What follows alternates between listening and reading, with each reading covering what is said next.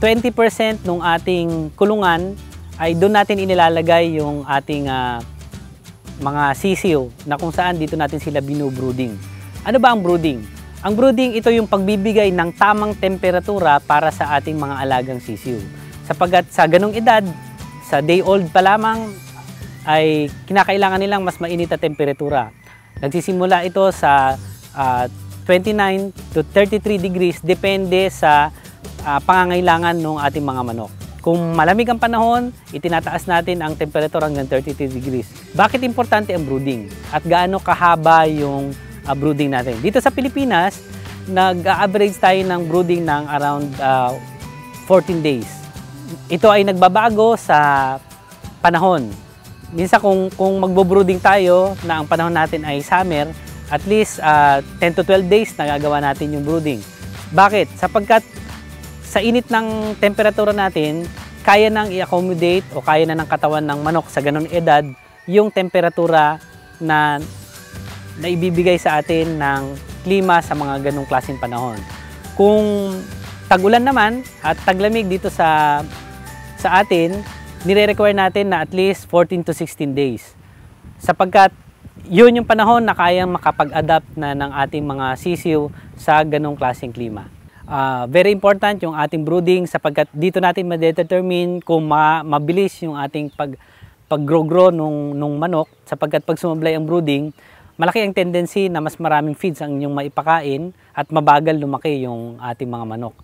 Kapag masyadong mainit ang naiproduce natin na temperatura dun sa ating mga sisiw, karaniwan ito, iinom lamang yung ating mga sisiw, hindi masyadong kakain. Magkakaroon ito ng uneven size dun sa ating mga sisiw. Pag masyadong malamig naman, tandaan natin, magkakaroon kaagad tayo ng mga mortality. Bago pa lamang dumating yung mga sisiw, kailangan preheated na yung ating kulungan ng 29 to 33 degrees centigrade. Importante na inoobserbahan natin yung behavior ng ating mga sisiw sa loob. Kapag ito ay nagkumpul-kumpul, malapit dun sa source of heat, ibig sabihin, kulang pa yung init na nandun sa ating brooding house. Kung ito naman ay masyadong lumalayo sa source of heat, ibig sabihin masyadong mainit yung temperatura na naiproduce natin dun sa ating brooding house. Kailangan kalat-kalat yung ating sisiw, masisigla at mayat-maya yung kanilang pagkain at pag-inom. Ibig sabihin tama yung temperatura na nandun sa ating brooding. Paano tayo nag-e-expand? Yung sa ating brooding system, either backyard o semi-commercial farm, nag-a-adjust tayo kada 2 hanggang 3 araw.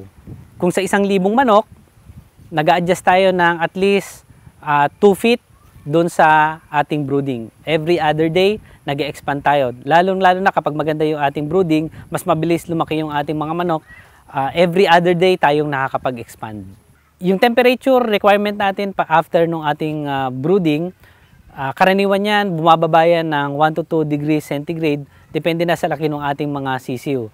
Pagka nasa 3 weeks na yung ating mga sisiw, ang temperatura na kinakailangan yan, yung preskong temperatura, at least nasa 19 to 17 degrees centigrade. So dito sa ating curtain management, meron tayong tinatawag na suckling. Mas mababa yung kanilang costing. At pangalawa, sa suckling nakakapasok at nakakalabas pa rin yung tinatawag natin na oxygen na kailangan ng ating mga manok.